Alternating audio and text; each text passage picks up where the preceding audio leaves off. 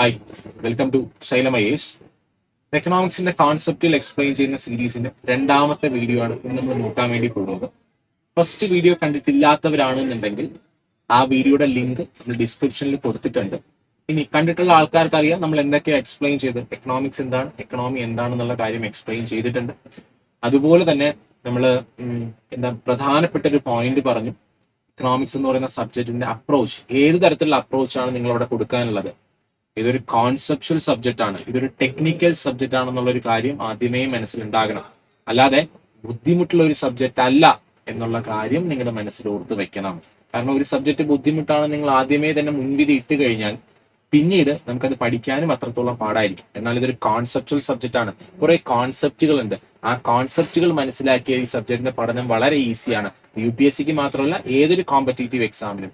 അപ്പൊ അതുകൊണ്ട് തന്നെ അത്തരത്തിലുള്ള ഒരു അപ്രോച്ച് നിങ്ങളുടെ മനസ്സിൽ ഉണ്ടാകുമെന്ന് ഞാൻ വിശ്വസിക്കുന്നു. അതേ ഒരു അപ്രോച്ചോട് കൂടി തന്നെ നമുക്ക് എന്ത് ചെയ്യാം, രണ്ടാമത്തെ ക്ലാസ്സിലോട്ട് കിടക്കാം.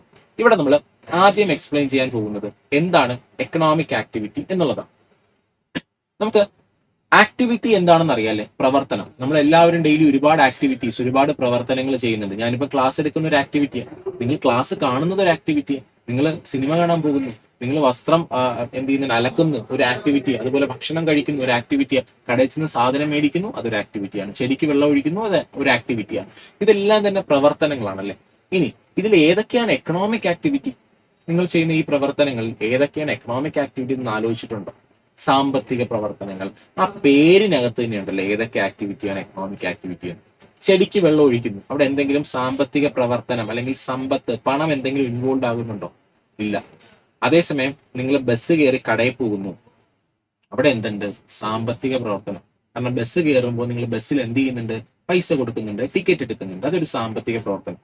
ഇനി നിങ്ങൾ വീട്ടിൽ വന്നിട്ട് ഭക്ഷണം ഉണ്ടാക്കി കഴിക്കുന്നു, അത് സാമ്പത്തിക പ്രവർത്തനമാണോ? അല്ല. എന്നാൽ കടയിൽ നിന്ന് ഭക്ഷണം ഉണ്ടാക്കാനുള്ള സാധനങ്ങൾ മേടിക്കുന്നു, അത് സാമ്പത്തിക പ്രവർത്തനം. അപ്പൊ സാമ്പത്തിക പ്രവർത്തനം, എക്കണോമിക് ആക്ടിവിറ്റി എന്ന് പറഞ്ഞാൽ ഒരു ആക്ടിവിറ്റിയിൽ പണം ഇൻവോൾവ് ആകുന്നു, മണി അല്ലെങ്കിൽ ക്യാഷ് ഇൻവോൾവ് ആകുന്ന ഏതൊരു ആക്ടിവിറ്റിനെ നമുക്ക് എന്തെന്ന് പറയാം? എക്കണോമിക് ആക്ടിവിറ്റി അല്ലെങ്കിൽ സാമ്പത്തിക പ്രവർത്തനം എന്ന് പറയാം. ഇനി കുറച്ചും കൂടി ടെക്നിക്കൽ ടേംസിൽ അല്ലെങ്കിൽ ടെക്നിക്കൽ ടെർമിനോളജീസ് ഉൾപ്പെടുത്തി എക്കണോമിക് ആക്ടിവിറ്റിനെ എങ്ങനെ നമുക്ക് എക്സ്പ്ലെയിൻ ചെയ്യാൻ, ഡിഫൈൻ ചെയ്യാൻ നോക്കിയേ. Economic activity refers to any activity that involves the production, distribution or consumption of goods and services. ശ്രദ്ധിക്കുക. അപ്പോ സാധനങ്ങളുടെയും സേവനങ്ങളുടെയും, ഗുഡ്സിന്റെ മാത്രമല്ല കേട്ടോ, സർവീസസ്, സേവനങ്ങൾ, ഗുഡ്സിന്റെയും സർവീസസിന്റെയും പ്രൊഡക്ഷൻ, ഡിസ്ട്രിബ്യൂഷൻ, കൺസംഷൻ തുടങ്ങിയ കാര്യങ്ങളെല്ലാം ഉൾപ്പെടുന്ന ആക്ടിവിറ്റിയാണ് എക്കണോമിക് ആക്ടിവിറ്റി. എന്തിനു വേണ്ടിയാണ് നമ്മൾ ഈ നടത്തുന്നത്? ഏർണിംഗ് ഇൻകം അല്ലെങ്കിൽ ക്രിയേറ്റിംഗ് വാല്യൂ, എന്തെങ്കിലും പുതിയ സാധനം പ്രൊഡ്യൂസ് ചെയ്യാനോ അല്ലെങ്കിൽ ഇൻകം ഏൺ ചെയ്യാനോ അവിടെ പൈസ ഇൻവോൾവ് ആകുന്നുണ്ട് ആ പ്രവർത്തനത്തിൽ. അത് ഗുഡ്സിന്റെ പ്രൊഡക്ഷൻ ആകാം, ഡിസ്ട്രിബ്യൂഷൻ ആകാം, കൺസംഷൻ ആകാം, അല്ലെങ്കിൽ സർവീസസിന്റെ കൺസംഷൻ ആകാം, ഏത് വേണോ ആകാം. ഇതെല്ലാം എക്കണോമിക് ആക്ടിവിറ്റിയുടെ ഭാഗം. ശ്രദ്ധിക്കുക, ഗുഡ്സ് മാത്രമല്ല സർവീസസും അവിടെ വരുന്നുണ്ട്. സേവനങ്ങൾ, നിങ്ങൾ ബസ്സിൽ കയറി ഒരു സ്ഥലത്ത് നിന്ന് മറ്റൊരു സ്ഥലത്തോട്ട് പോകുന്നു, സേവനം. ബസ് നിങ്ങൾക്ക് തരുന്ന സേവനം. ബാങ്കിൽ ചെല്ലുന്നു, ബാങ്ക് നിങ്ങൾക്ക് തരുന്ന സേവനം. ഒരു സ്ഥാപനത്തിൽ പഠിക്കാൻ പോകുന്നു, ആ സ്ഥാപനം നിങ്ങൾക്ക് തരുന്ന സേവനം. ഹോസ്പിറ്റലിൽ പോകുന്നു, അവർ നൽകുന്ന സേവനം. അപ്പൊ ഇതെല്ലാം തന്നെ സേവനങ്ങളാണ്. അപ്പൊ സേവനങ്ങളും എക്കണോമിക് ആക്ടിവിറ്റിയുടെ ഭാഗമാണ്. അപ്പൊ ഈ എക്കണോമിക് ആക്ടിവിറ്റീസ് നമ്മുടെ രാജ്യത്ത് മോണിറ്റൈസ്ഡ് എക്കണോമി ക്രിയേറ്റ് ചെയ്യപ്പെടുന്നുണ്ട്. മോണിറ്റൈസ്ഡ് സെക്ടർ അല്ലെങ്കിൽ മോണിറ്റൈസ് എന്ന് വെച്ചാൽ എന്താ? പണം ഇൻവോൾവ് ആകുന്ന പ്രവർത്തനങ്ങളാണ് മോണിറ്റൈസ് എന്ന് പറയും. അപ്പൊ ഈ പ്രവർത്തനങ്ങളാണ് നമ്മൾ മോണിറ്റൈസ്ഡ് ആക്ടിവിറ്റീസ് എന്ന് പറയുന്നത്. ഇതെല്ലാം കൂടെ ചേരുമ്പോഴാണ് നമ്മുടെ മോണിറ്റൈസ്ഡ് എക്കണോമി ആയിട്ട് മാറുന്നത്. എന്നാൽ നമുക്കറിയാം, എക്കണോമിക് ആക്ടിവിറ്റി മാത്രമല്ല ഒരു രാജ്യത്ത് നടക്കുന്നത്. പിന്നെ എക്കണോമിക് അല്ലാത്ത ആക്ടിവിറ്റീസ്, പണം ഇൻവോൾവ് ആകാത്ത പ്രവർത്തനങ്ങൾ നടക്കുന്നുണ്ട്. അതിനാണ് നമ്മൾ നോൺ എക്കണോമിക് ആക്ടിവിറ്റീസ് എന്ന് പറയുന്നത്. നോൺ എക്കണോമിക് ആക്ടിവിറ്റീസ്, സാമ്പത്തികം ഇൻവോൾവ് ആകാത്ത പ്രവർത്തനങ്ങൾ, സാമ്പത്തിക പ്രവർത്തനങ്ങൾ അല്ലാത്തത് ഏതൊക്കെയാ? ചെടിക്ക് വെള്ളം ഒഴിക്കുന്നു, വീട്ടില് ഭക്ഷണം ഉണ്ടാക്കുന്നു, പാത്രങ്ങൾ കഴുകി വെക്കുന്നു, നിങ്ങളെ വാഹനം നിങ്ങൾ കഴുകുന്നു. ഇതെല്ലാം തന്നെ ഇനി നിങ്ങളുടെ അപ്പൂപ്പനും ഉമ്മയൊക്കെ ഉണ്ട്, അവർക്ക് നിങ്ങൾ കെയർ കൊടുക്കുന്നു, അല്ലെങ്കിൽ അവർക്ക് വേണ്ടിയിട്ടുള്ള മരുന്ന് മേടിച്ചു കൊടുക്കുന്നു, അല്ലെങ്കിൽ അവർക്ക് വേണ്ടിയുള്ള സേവനങ്ങൾ ചെയ്തു കൊടുക്കുന്നു. ഇതെല്ലാം തന്നെ എന്താണ്? നോൺ മോണിറ്റൈസ്ഡ് പാർട്ട് ഓഫ് എക്കണോമിയാണ്, അല്ലെങ്കിൽ നോൺ എക്കണോമിക് ആക്ടിവിറ്റീസ് ആണ്. ഇവിടെ പണം ഒന്നും തന്നെ ഇൻവോൾവ് ആകുന്നില്ല. അപ്പോൾ ഒരു സമ്പദ് വ്യവസ്ഥയിൽ, ഒരു രാജ്യത്ത്, ഒരു എക്കണോമിയിൽ എക്കണോമിക് ആക്ടിവിറ്റീസും ഉണ്ട്, നോൺ എക്കണോമിക് ആക്ടിവിറ്റീസും ഉണ്ട്, രണ്ടും തന്നെയുണ്ട്. എന്നാൽ ഒരു സമ്പദ് വ്യവസ്ഥയുടെ വളർച്ചയ്ക്ക് അല്ലെങ്കിൽ ഒരു സമ്പദ് വ്യവസ്ഥയുടെ പ്രൊഡക്ടിവിറ്റിക്ക് കൂടുതൽ കോൺട്രിബ്യൂട്ട് ചെയ്യുന്ന ഡയറക്റ്റ് ആയിട്ട് കോൺട്രിബ്യൂഷൻ ഏതാണ്? എക്കണോമിക് ആക്ടിവിറ്റി തന്നെയാണ് അല്ലെ. ഒരു സമ്പദ് വ്യവസ്ഥയുടെ വളർച്ചയിൽ നേരിട്ട് കോൺട്രിബ്യൂട്ട് ചെയ്യുന്ന ഏത് ആക്ടിവിറ്റിയാ? Economic activity. എക്കണോമിക് ആക്ടിവിറ്റീസ് കൂടിയാൽ മാത്രമേ സമ്പദ് വ്യവസ്ഥ എന്ത് ചെയ്യത്തുള്ളൂ? വളരത്തുള്ളൂ. ഇല്ല നിങ്ങൾക്ക് തോന്നുന്നുണ്ട് ഇന്ത്യയിൽ നോൺ എക്കണോമിക് ആക്ടിവിറ്റീസ് മാത്രമേ ഉള്ളൂ, ഇന്ത്യയിൽ വളർച്ച ഉണ്ടാവുമോ?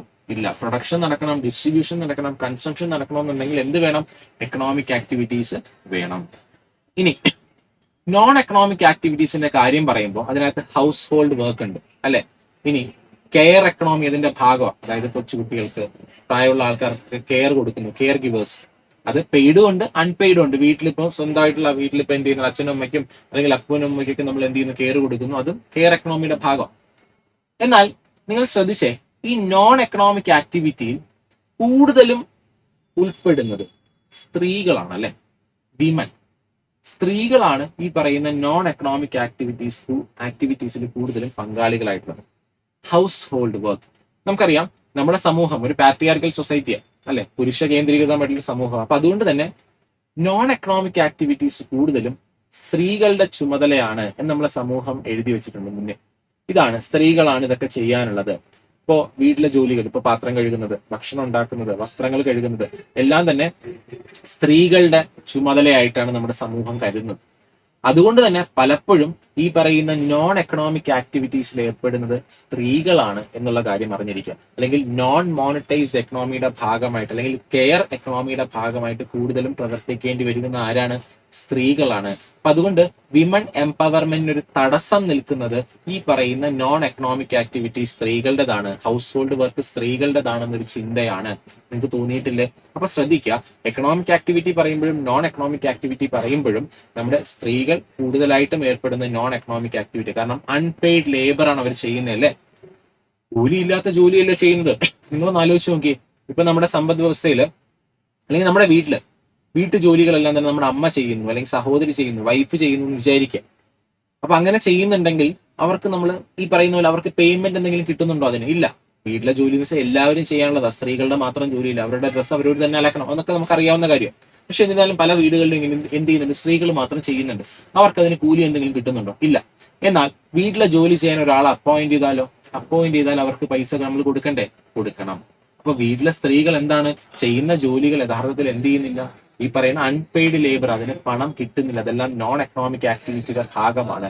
പലപ്പോഴും വിമൻ എംപവർമെന്റ് ഒരു തടസ്സം എന്ന് പറയുന്നത് ഇത്തരത്തിലുള്ള നോൺ എക്കണോമിക് ആയിട്ടുള്ള ഹൗസ് ഹോൾഡ് ആക്ടിവിറ്റീസ് ആണ് എന്നുള്ളൊരു കാര്യം ഒന്ന് ഓർത്ത് വെച്ചോളൂ. ഇതൊക്കെ നിങ്ങൾ പിന്നീട് പഠിക്കുന്ന സമയത്ത് വിമൻ എംപവർമെന്റിന്റെ ഭാഗമായിട്ടൊക്കെ പഠിക്കുമ്പോൾ കെയർ എക്കണോമിയുടെ ഭാഗമായിട്ട് അല്ലെങ്കിൽ നോൺ മോണിറ്റൈസ് എക്കണോമിയുടെ ഭാഗമായിട്ട് പ്രിലിംസിനും മെയിൻസിനും വേണ്ടി പ്രിപ്പയർ ചെയ്യുന്ന സമയത്ത് ഈ പറയുന്ന കാര്യങ്ങളൊക്കെ ഒന്ന് ഓർത്ത് വെച്ചാൽ നല്ലത്. ഓക്കെ. അപ്പൊ എക്കണോമിക് ആക്ടിവിറ്റി എന്താണ്, നോൺ എക്കണോമിക് ആക്ടിവിറ്റി എന്താണെന്നുള്ളൊരു ഐഡിയ നിങ്ങൾക്ക് കിട്ടിയല്ലോ. ഇനി നമ്മുടെ സമ്പദ് വ്യവസ്ഥേനെ, എക്കണോമിനെ നമുക്ക് പല സെക്ടേഴ്സ് ആയിട്ട് ഡിവൈഡ് ചെയ്യാം, പല മേഖലകളായിട്ട് ഡിവൈഡ് ചെയ്യാം. എന്താണ് സെക്ടേഴ്സ്? ഈ ആക്ടിവിറ്റീസ് ഒക്കെ നടക്കുന്ന സ്ഥലങ്ങളെയാണ് നമ്മൾ സെക്ടേഴ്സ് എന്ന് പറയുന്നത്. അപ്പൊ നമ്മുടെ എക്കണോമിനെ പല സെക്ടേഴ്സ്, പല മേഖലകളായിട്ട് ഡിവൈഡ് ചെയ്യാം. എന്തിന്റെ അടിസ്ഥാനത്തിലാണ് ഈ മേഖലകളായിട്ട് ഡിവൈഡ് ചെയ്യുന്നത്? 3 കാര്യങ്ങളുടെ അടിസ്ഥാനത്തിലാണ് നമുക്ക് സെക്ടേഴ്സ് ആയിട്ട് ഡിവൈഡ് ചെയ്യാൻ പറ്റുക. നമ്മുടെ ഇന്ത്യനെ പല മേഖലകളായിട്ട് നമ്മൾ ഡിവൈഡ് ചെയ്യുന്നു. എന്തിന്റെ അടിസ്ഥാനത്തിൽ? ഒന്ന്, on the basis of activity, പ്രവർത്തനങ്ങളുടെ അടിസ്ഥാനത്തിൽ. നമ്മളിപ്പം പറഞ്ഞില്ലേ എക്കണോമിക് ആക്ടിവിറ്റി. ഈ എക്കണോമിക് ആക്ടിവിറ്റിയുടെ സ്വഭാവം, എക്കണോമിക് ആക്ടിവിറ്റിയുടെ നേച്ചറിന്റെ അടിസ്ഥാനത്തിൽ നമ്മുടെ സമ്പദ് വ്യവസ്ഥയെ പലതായിട്ട് ഡിവൈഡ് ചെയ്യാം. 2, on the basis of working condition, നമ്മൾ ചെയ്യുന്ന തൊഴിലിന്റെ കണ്ടീഷൻ, എന്ത് തരം തൊഴിലാണ്, ഇപ്പോൾ നമ്മൾ ചെയ്യുന്ന ജോലിക്ക് ഒരു ജോബ് സെക്യൂരിറ്റി ഉണ്ടോ, സ്ഥിരമായിട്ട് വേതനം കിട്ടുന്നതാണോ, തുടങ്ങിയ നമ്മൾ ചെയ്യുന്ന ജോലിയുടെ മാനദണ്ഡം, വർക്കിംഗ് കണ്ടീഷന്റെ അടിസ്ഥാനത്തിൽ നമുക്ക് എന്ത് ചെയ്യാം? 2 ആയിട്ട് ഡിവൈഡ് ചെയ്യാം. അതുപോലെ തന്നെ on the base of ownership, ഈ പറയുന്ന പ്രവർത്തനങ്ങൾ, ഈ പറയുന്ന എക്കണോമിക് ആക്ടിവിറ്റീസ്, ഈ പറയുന്ന എക്കണോമിക് പ്രവർത്തനങ്ങൾ ആരാണ് അതിന് നേതൃത്വം കൊടുക്കുന്നത്, അല്ലെങ്കിൽ ആരാണ് അതിന്റെ ഓണർഷിപ്പ്? ഒരു സ്ഥാപനത്തിന്റെ ഓണർ ആരാ? ഗവൺമെന്റ് ആണോ അല്ലെങ്കിൽ പ്രൈവറ്റ് ആണോ? തുടങ്ങിയ ഓണറിന്റെ ഈ പറയുന്ന ഓണർഷിപ്പിന്റെ അടിസ്ഥാനത്തിൽ നമുക്ക് സമ്പദ് വ്യവസ്ഥകൾ എന്ത് ചെയ്യാം? പലതായിട്ട് ഡിവൈഡ് ചെയ്യാം. അപ്പൊ നമുക്ക് എന്ത് ചെയ്യാം? ഈ സെക്ടേഴ്സിനെ പറ്റി ഒന്ന് നോക്കാം. ആദ്യം on the basis of activity, ആക്ടിവിറ്റിയുടെ അടിസ്ഥാനത്തിൽ, on the basis of activity നമുക്ക് സമ്പദ് വ്യവസ്ഥകളെ പ്രധാനമായിട്ടും 3 ആയിട്ട് ഡിവൈഡ് ചെയ്യും. 3 സെക്ടേഴ്സ് ആണുള്ളത്. ഒന്ന്, primary sector. 2, secondary sector. 3, tertiary sector. Primary, secondary, tertiary. ഇപ്പൊ എന്താണ് ഈ പ്രൈമറി സെക്ടർ എന്ന് പറയുന്നത്? പ്രാഥമിക മേഖല. നമുക്കറിയാം നമ്മുടെ ഭൂമിയിൽ പ്രാഥമികമായിട്ട് എല്ലാ വസ്തുക്കളും നമുക്ക് കിട്ടുന്ന എവിടുന്ന? പ്രകൃതിയിൽ നിന്ന്, ഭൂമിയിൽ നിന്ന് നേരിട്ടാണ് അല്ലെ. എന്ത് വസ്തുവിനും നമ്മൾ ആദ്യം പോകുന്ന ഭൂമിയിൽ നിന്ന് കിട്ടുന്ന വസ്തുക്കൾ ഉപയോഗിച്ചാൽ നമുക്ക് മറ്റു വസ്തുക്കൾ ഉണ്ടാക്കാൻ പറ്റും. അപ്പൊ പ്രൈമറി സോഴ്സ് ഓഫ് റിസോഴ്സസ് എന്ന് പറയുന്ന ഏതാ? പ്രകൃതി, നേച്ചർ, ഭൂമി തന്നെയാണല്ലോ. അപ്പൊ ഈ ഭൂമിയിലെ വിഭവങ്ങൾ ഉപയോഗിച്ചിട്ടുള്ള സാമ്പത്തിക പ്രവർത്തനങ്ങൾ, അല്ലെങ്കിൽ ഭൂമി റിസോഴ്സസ് നേരിട്ട്, ഈ നാച്ചുറൽ റിസോഴ്സസിൽ നിന്ന് നമ്മൾ നേരിട്ട് എക്സ്ട്രാക്ട് ചെയ്യുന്ന പ്രവർത്തനങ്ങൾ, നാച്ചുറൽ റിസോഴ്സിനെ എക്സ്പ്ലോയിറ്റ് ചെയ്ത് നടത്തുന്ന പ്രവർത്തനങ്ങളാണ് പ്രൈമറി സെക്ടറിനകത്ത് നടക്കുന്ന ആക്ടിവിറ്റീസ്. കൃഷി പ്രകൃതിയിൽ നമ്മൾ നേരിട്ട് നടത്തുന്ന പ്രവർത്തനമല്ലേ. മൈനിങ്, ഖനനം. നമുക്കറിയാം നമ്മൾ മണ്ണ് കുഴിച്ചെടുക്കും, ഭൂമി കുഴിച്ചിട്ടാണ് എന്ത് ചെയ്യുന്നത്? ഖനനം നടത്തുന്നത്.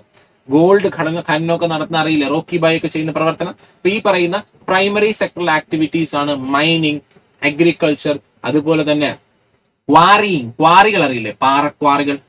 ഇത് ഫോറസ്ട്രി, ആനിമൽ ഹസ്ബൻഡറി, അതുപോലെ പൗൾട്രി ഫാമിംഗ്, ഫിഷറീസ്, ഇതെല്ലാം പ്രൈമറി സെക്ടറിനകത്ത് വരുന്ന ആക്ടിവിറ്റീസാണ്. പ്രൈമറി സെക്ടർ, പ്രാഥമിക മേഖല. കാരണം അവിടുത്തെ നമ്മൾ പ്രധാനപ്പെട്ട primary source of our resources എന്ന് പറയുന്ന ഏതാണ്? നേച്ചർ തന്നെ. അപ്പൊ നാച്ചുറൽ റിസോഴ്സ് എക്സ്പ്ലോയിറ്റ് ചെയ്ത് നടത്തുന്ന പ്രവർത്തനങ്ങളാണ് പ്രൈമറി സെക്ടറിനകത്ത് നടക്കുന്നത്.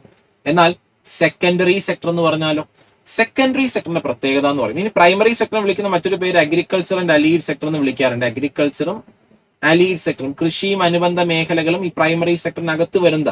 പ്രൈമറി സെക്ടറിനകത്താണ് കൃഷിയും അനുബന്ധ മേഖലകളും, അഗ്രികൾച്ചറിന്റെ അലീഡ് സെക്ടർ എന്നതിന് പറയാറുണ്ട്. സെക്കൻഡറി സെക്ടർ എന്താ ചെയ്യുന്നത്? ഈ പ്രൈമറി സെക്ടറിൽ നിന്ന് കിട്ടുന്ന ഉൽപ്പന്നങ്ങൾ, അല്ലെങ്കിൽ ഒരു ഉൽപ്പന്നത്തിനെ മറ്റൊരു ഉൽപ്പന്നമായിട്ട് മാറ്റുന്നു, അല്ലെങ്കിൽ ഇവിടെ നടത്തുന്നത് വാല്യൂ അഡിഷൻ. ഒന്നിനെ മറ്റൊന്നായിട്ട് മാറ്റുന്ന പ്രവർത്തനമാണ് പ്രധാനമായിട്ടും സെക്കൻഡറി സെക്ടറിൽ നടത്തുന്നത്. അതെന്താ ഒന്നിനെ മറ്റൊന്നായിട്ട് മാറ്റുന്നത്? കോട്ടൺ, പരുത്തിനെ നമുക്ക് എന്തായിട്ട് മാറ്റാം? വസ്ത്രങ്ങളായിട്ട് മാറ്റാം അല്ലെ. കോട്ടൺ ടെക്സ്റ്റൈൽ, കോട്ടൺ ഡ്രസ്സുകളായിട്ട് മാറ്റാം ആണല്ലോ. അപ്പൊ അത് നടക്കുന്നത് സെക്കൻഡറി സെക്ടറിലാണ്. മനസ്സിലായോ? അയൺ, ഇരുമ്പിനെ സ്റ്റീലാക്കി മാറ്റുന്നു, സെക്കൻഡറി സെക്ടറിലാണ്. മനസ്സിലായല്ലോ? കൺസ്ട്രക്ഷൻ തുടങ്ങിയതെല്ലാം സെക്കൻഡറി സെക്ടറിൽ. ഒന്നുമില്ലായ്മ കെട്ടിപ്പൊക്കുന്നു, സെക്കൻഡറി സെക്ടർ. അപ്പൊ അവിടെ നടക്കുന്നത് വാല്യൂ അഡിഷനാ. ഒന്നുമില്ലാത്ത സാധനം, അല്ലെങ്കിൽ എന്തെങ്കിലും ഒരു വസ്തുവിൽ നിന്ന് നമ്മളൊരു പ്രോസസ്സ് നടത്തി അതിനെ മറ്റൊരു വസ്തുവാക്കി മാറ്റുന്നു. നമുക്കറിയാം പൊട്ടറ്റോ ചിപ്സ് ആക്കി മാറ്റുന്നു അല്ലെ, ആണല്ലോ. നമുക്കറിയാം നല്ല ചക്കയിൽ നിന്ന് ചക്ക ചിപ്സ് ഉണ്ടാക്കും, അതുപോലെ ബനാന ചിപ്സ് ഒക്കെ ഉണ്ടാക്കുന്ന കണ്ടിട്ടില്ലേ. ഇതെല്ലാം തന്നെ എന്താണ്? ഒരു വസ്തുവിൽ നിന്ന് മറ്റൊരു വസ്തു ഉണ്ടാക്കുന്നതല്ലേ വാല്യൂ അഡിഷൻ, മൂല്യവർദ്ധനവ്. ഇത് നടക്കുന്ന ഏത് സെക്ടറാ? Secondary sector. ഇത് കൂടുതലായിട്ടും ഇൻഡസ്ട്രീസിലാണല്ലേ നടക്കുന്നത്. അപ്പൊ അതുകൊണ്ട് സെക്കൻഡറി സെക്ടർ നമുക്ക് ഇൻഡസ്ട്രിയൽ സെക്ടർ എന്ന് പറയാം. വ്യാവസായിക മേഖല, വ്യവസായങ്ങളിലായി നടക്കുന്നത്. ഇനി തേർഡ് സെക്ടർ, ടേർഷറി സെക്ടർ എന്ന് പറഞ്ഞാൽ എന്താ? ഇവിടെ ആക്ച്വൽ പ്രൊഡക്ഷൻ എന്താണ് നടക്കുന്നില്ല, പിന്നെ എന്താ? ഇവര് സേവനമാണ് കൊടുക്കുന്നത്. സേവനം, സഹായം, എയ്ഡ്, എല്ലാവർക്കും സഹായം കൊടുക്കുന്ന ആൾക്കാരാണ് ടേർഷറി സെക്ടർ. ബാങ്ക് ലോൺ തന്ന് സഹായിക്കുന്നില്ലേ. ഇനി ട്രാൻസ്പോർട്ടേഷൻ, വാഹനങ്ങൾ, നിങ്ങളുടെ വസ്തുക്കൾ ഒരു സ്ഥലത്ത് നിന്ന് മറ്റൊരു സ്ഥലത്ത് എത്തിക്കാൻ സഹായിക്കുന്നില്ലേ, ട്രാൻസ്പോർട്ടേഷൻ. അല്ലെങ്കിൽ നിങ്ങളെ വേറൊരു സ്ഥലത്ത് എത്തിക്കാൻ സഹായിക്കുന്നില്ലേ. ഇനി അതുപോലെ തന്നെ എന്താ? ട്രാൻസ്പോർട്ടേഷൻ ഉണ്ട്. ഈ പറയുന്ന പോലെ ടെലികോം, ഇന്റർനെറ്റ്, അതുപോലെ തന്നെ റിയൽ എസ്റ്റേറ്റ്, ടൂറിസം, ഇതെല്ലാം സേവനങ്ങളാ. ഹോട്ടൽസ് ആൻഡ് റെസ്റ്റോറൻറ്റ്സ്, ഇതെല്ലാം സേവനങ്ങളാ. ഈ സേവനങ്ങളാണ് ഇവിടെ വരുന്നത് ടേർഷറി സെക്ടർ. അതുകൊണ്ട് തന്നെ ഇതിനെ സർവീസ് സെക്ടർ എന്ന് വിളിക്കാം. സേവന മേഖല എന്ന് ഏതിനെ വിളിക്കാം? ടേർഷറി സെക്ടറിനെ വിളിക്കാം. ക്ലിയർ ആണല്ലോ.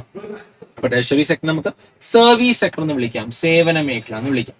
അപ്പൊ ഈ 3 സെക്ടേഴ്സുമാണ് പ്രധാനമായിട്ടും ആക്ടിവിറ്റീസിന്റെ അടിസ്ഥാനത്തിൽ നമുക്ക് ഡിവൈഡ് ചെയ്യാൻ പറ്റുന്നത്. ഇനിയും 4ഉം 5ഉം ഉണ്ട് കേട്ടോ. 4ഉം 5ഉം. 4 എന്ന് വെച്ചാൽ എന്താ? Quaternary sector. 5 ക്യൂനറി സെക്ടർ. അപ്പൊ 4 ക്വാട്ടനറി സെക്ടർ. ക്വാട്ടനറി 4ാമത്തെ മേഖലയാണ് ക്വാട്ടനറി സെക്ടർ എന്ന് പറയുന്നത്.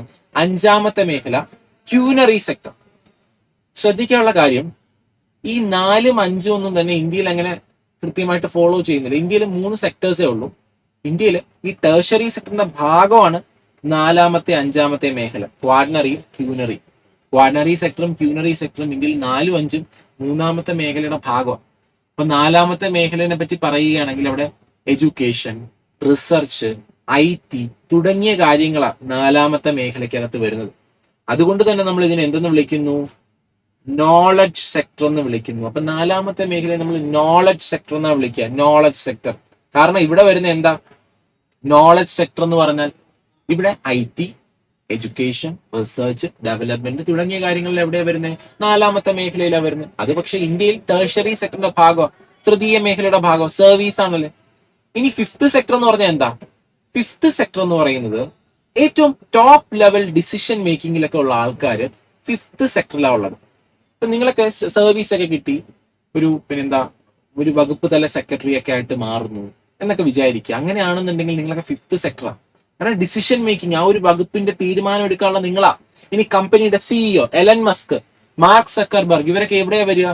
നമ്മുടെ ക്യൂനറി സെക്ടറിലാണ് വരിക, അഞ്ചാമത്തെ മേഖല. അപ്പൊ ടോപ്പ് ലെവൽ ഡിസിഷൻ മേക്കിംഗ് എടുക്കാൻ പറ്റുന്ന ആൾക്കാരൊക്കെ ഫിഫ്ത് സെക്ടറിലാണ് വരുന്നത്. പറഞ്ഞ മനസ്സിലായി? ഇതെല്ലാം തന്നെ ഇന്ത്യയിൽ ടേഴ്സറി സെക്ടറിന്റെ ഭാഗം.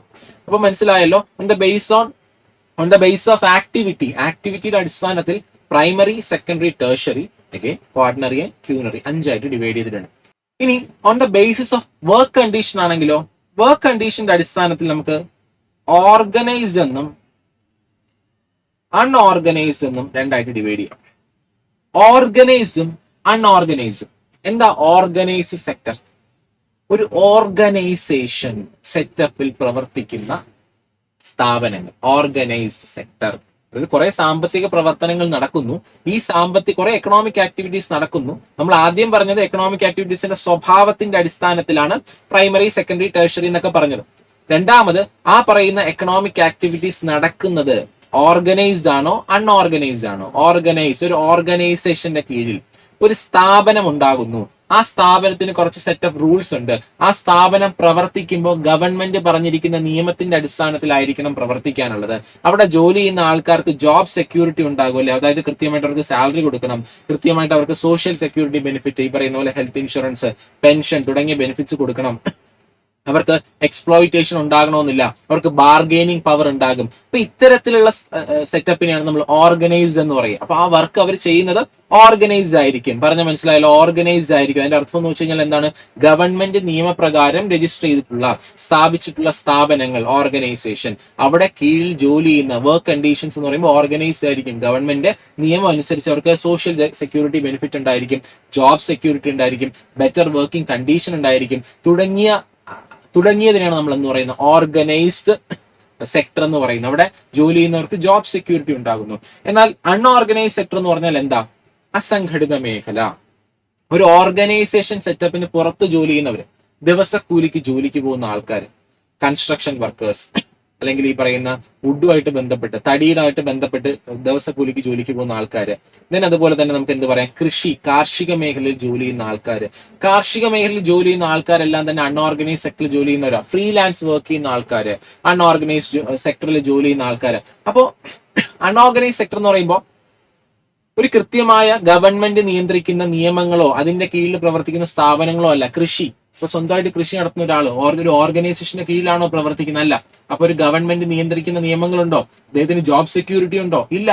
കൃഷി ഇല്ല എന്നുണ്ടെങ്കിൽ വരുമാനം ഇല്ല, ഇപ്പൊ ജോബ് സെക്യൂരിറ്റി ഇല്ല. പറഞ്ഞ മനസ്സിലാകാൻ അൺഓർഗനൈസ്ഡ് എന്ന് പറയുന്നത് അൺഓർഗനൈസ്ഡ് സെക്ടർ. അവിടെ എന്താ? ജോബ് സെക്യൂരിറ്റി ഇല്ല, സോഷ്യൽ സെക്യൂരിറ്റി ബെനിഫിറ്റ്സ് ഉണ്ടാകണമെന്നില്ല, അതുപോലെ തന്നെ ഒരു ബെറ്റർ വർക്കിംഗ് കണ്ടീഷൻ ഉണ്ടാകണമെന്നില്ല, ഒരു കളക്റ്റീവ് ബാർഗെയിനിങ് പവർ ഉണ്ടാകണമെന്ന് നിർബന്ധമില്ല. അപ്പൊ ഇതാണ് എന്ന് പറയുന്നത് അൺഓർഗനൈസ്ഡ് സെക്ടർ. അപ്പൊ വർക്കിംഗ് കണ്ടീഷൻ അല്ലെങ്കിൽ വർക്ക് കണ്ടീഷന്റെ അടിസ്ഥാനത്തിൽ ഓർഗനൈസ്ഡ് എന്നും അൺഓർഗനൈസ്ഡ് എന്നും ഡിവൈഡ് ചെയ്യാം. ഇനി ഓൺ ദ ബേസ് ഓഫ് ഓണർഷിപ്പിന്റെ അടിസ്ഥാനത്തിലാണെങ്കിലോ, അവിടെ നമുക്ക് എന്തെന്ന് പറയാം? പബ്ലിക് സെക്ടറും അതുപോലെ തന്നെ പ്രൈവറ്റ് സെക്ടറും. പബ്ലിക് സെക്ടർ എന്ന് പറഞ്ഞാൽ ഒരു സ്ഥാപനം കുറെ എക്കണോമിക് ആക്ടിവിറ്റി നടത്തുന്നുണ്ട്. ആ എക്കണോമിക് ആക്ടിവിറ്റി നടത്തുന്ന ഒരു സ്ഥാപനം ഗവൺമെന്റ് ആണ് നിയന്ത്രിക്കുന്നത്, അല്ലെങ്കിൽ ഗവൺമെന്റിന്റെ ഓണർഷിപ്പിലാണ് സ്ഥാപനം ഉള്ളതെങ്കിൽ ആ സ്ഥാപനത്തിന് public sector undertaking, public sector units എന്ന് നമുക്ക് പറയാം. എന്നാൽ ഒരു സ്ഥാപനം നിയന്ത്രിക്കുന്നത് പ്രൈവറ്റ് വ്യക്തികളോ പ്രൈവറ്റ് സ്ഥാപനമോ ആണെങ്കിൽ അതിന് പ്രൈവറ്റ് സെക്ടർ എന്ന് പറയാം. Public sector owned managed and operated by public sector അല്ലെങ്കിൽ ഗവൺമെന്റ്. ഇനി പ്രൈവറ്റ് സെക്ടർ എന്ന് വെച്ചാൽ ഓൺഡ് ആൻഡ് മാനേജ്ഡ് ബൈ ആരാ? പ്രൈവറ്റ് എന്റർപ്രൈസ് അല്ലെങ്കിൽ പ്രൈവറ്റ് ഇൻഡിവിജ്വൽസ് ആണെങ്കിൽ അതിന് നമുക്ക് പ്രൈവറ്റ് സെക്ടർ എന്ന് പറയാം. നമ്മുടെ ഇന്ത്യൻ റെയിൽവേ ഒരു പബ്ലിക് സെക്ടർ സ്ഥാപനം, എന്നാൽ റിലയൻസ് എന്റർപ്രൈസ് എന്ന് പറയുന്നത് എന്താണ്? ഒരു പ്രൈവറ്റ് സെക്ടർ സ്ഥാപനം. പറഞ്ഞ മനസ്സിലായല്ലോ? അപ്പൊ ഇതാണ് എന്റെ വ്യത്യാസം എന്ന് പറയുന്നത്. ക്ലിയർ അല്ലേ? അപ്പൊ പൊതുമേഖലാ സ്ഥാപനവും സ്വകാര്യ മേഖലാ സ്ഥാപനം. അപ്പൊ ഓണർഷിപ്പിന്റെ അടിസ്ഥാനത്തിൽ ആരാണോ ഉടമസ്ഥൻ എന്നതിന്റെ അടിസ്ഥാനത്തിൽ പബ്ലിക് സെക്ടർ എന്നും പ്രൈവറ്റ് സെക്ടർ നമുക്ക് എന്ത് ചെയ്യാം? ഡിവൈഡ് ചെയ്യാം. ക്ലിയർ ആയല്ലോ? ഇനി നമ്മൾ ഈ പറഞ്ഞ കാര്യങ്ങളെ ബേസ് ചെയ്ത്, അപ്പൊ ഇന്ന് നമുക്ക് ഇത്രയും കാര്യങ്ങൾ നോക്കിയാൽ മതി. പക്ഷെ ഇതിനെ ബേസ് ചെയ്ത് 2 ചോദ്യങ്ങൾ നമുക്ക് നോക്കാം, 2 മൾട്ടിപ്പിൾ ചോയ്സ് ക്വസ്റ്റ്യൻസ് നോക്കാം. അതിലൊരെണ്ണം UPSC തന്നെ പ്രീവിയസ് ഇയറിൽ ചോദിച്ച ചോദ്യം. ഓക്കെ, UPSC തന്നെ പ്രീവിയസ് ഇയറിൽ ചോദിച്ച ചോദ്യം. ഇവിടെ ഞാൻ ഇതിന്റെ ആൻസർ പറയില്ല, ശ്രദ്ധിക്കുക. നിങ്ങൾ എന്ത് ചെയ്യണം, ഇത് ഒന്നാമത്തെ ചോദ്യം, ഇത് രണ്ടാമത്തെ ചോദ്യം, ഇതിന്റെ ആൻസർ എന്ത് ചെയ്യണം, നിങ്ങൾ കമന്റ് ബോക്സിൽ ഇടണം. ഒന്നാമത്തെ ചോദ്യം കണ്ടല്ലോ, with reference to sectors in Indian economy, economic ആക്ടിവിറ്റീസും കൊടുത്തിട്ടുണ്ട്, അത് ഏത് സെക്ടർ ആണെന്നും കൊടുത്തിട്ടുണ്ട്. ഇതിൽ എത്ര എണ്ണമാണ് കറക്റ്റ് ആയിട്ട് മാച്ച് ചെയ്യുന്നതെന്നാണ് ഒന്നാമത്തെ ചോദ്യം. എത്ര പേർ, ശ്രദ്ധിക്കുക, ഇത് UPSCയുടെ ഈ ഒരു ചോദ്യമാണ്, ശ്രദ്ധിച്ചോണം, ഈ ഒരു മോഡൽ ശ്രദ്ധിച്ചോണം. എത്ര പേർ, ഇതിൽ ഏതെങ്കിലും ഓൺലി 1, ഇതിൽ ഏതെങ്കിലും ഒരെണ്ണം മാത്രമാണ് കറക്റ്റ്. ഓൺലി 2, ഇതിൽ ഏതെങ്കിലും 2 എണ്ണം മാത്രമാണ് കറക്റ്റ്. ഓൺലി 3, ഇതിൽ ഏതെങ്കിലും 3 എണ്ണം മാത്രമാണ് കറക്റ്റ്. ഓൾ 4, എല്ലാ 4ഉം കറക്റ്റ് ആണ്. ക്ലിയർ ആയല്ലോ? അപ്പൊ അങ്ങനത്തെ രീതിയിലാണ് ചോദ്യം ചോദിച്ചിരിക്കുന്നത്. ഇത് ഒന്നാമത്തെ ചോദ്യം, ഇത് രണ്ടാമത്തെ ചോദ്യം. രണ്ടിന്റെയും ആൻസർ എന്ത് ചെയ്യണം, ഒന്ന് കമന്റ് ചെയ്യണം. രണ്ടാമത്തത് താഴെ പറയുന്ന അൺഓർഗനൈസ് സെക്ടറിൽ വരുന്നതിന്റെ എക്സാമ്പിൾ ഏതൊക്കെയെന്നാണ് ചോദ്യം. അപ്പൊ ആൻസർ ഒന്ന് കമന്റ് ബോക്സിൽ ഇടുക. നാളെ നമ്മൾ എന്ത് ചെയ്യും, ഇത് ഡിസ്കസ് ചെയ്യും. ഓക്കെ, നാളെ നമ്മൾ എന്ത് ചെയ്യും, ഇത് ഡിസ്കസ് ചെയ്യുന്നുണ്ട്. ഇതും അതുപോലെ തന്നെയാണ് ചോദിച്ചിരിക്കുന്നത്, എത്ര എണ്ണം വരുന്നുണ്ട് എന്നുള്ളതാണ് ചോദിച്ചിരിക്കുന്നത്. നാളെ ഇൻ ദ സെൻസ് അടുത്ത വീഡിയോയിൽ നമ്മൾ ഇതിന്റെ ആൻസർ പറഞ്ഞിട്ടായിരിക്കും അടുത്ത ക്ലാസ് തുടങ്ങുക. ഓക്കെ അല്ലേ? അപ്പൊ ഇത്രയും കാര്യങ്ങളെ ഇന്ന് നമുക്ക് നോക്കാനുള്ളൂ. അപ്പോ അടുത്ത വീഡിയോയിൽ നമ്മൾ ഇതിന്റെ ബാക്കി കണ്ടിന്യൂ ചെയ്യുന്നുണ്ടാകും. അപ്പോൾ ബാക്കി നിങ്ങളുടെ കമന്റ് ഫീഡ്ബാക്കുകൾ എന്തൊക്കെ കാര്യങ്ങൾ ഉൾപ്പെടുത്തണം എന്നുള്ളതിന് കമന്റ് ബോക്സിൽ ഇടുക കേട്ടോ. അപ്പോ വീഡിയോ ഉപകാരപ്പെട്ടെങ്കിൽ അതും കൂടെ അറിയിക്കാം. അപ്പോൾ നമുക്ക് പറഞ്ഞ കാര്യങ്ങളിൽ എല്ലാവർക്കും മനസ്സിലായെന്ന് വിശ്വസിക്കുന്നു. നെക്സ്റ്റ് ക്ലാസ്സിൽ കാണാം. താങ്ക്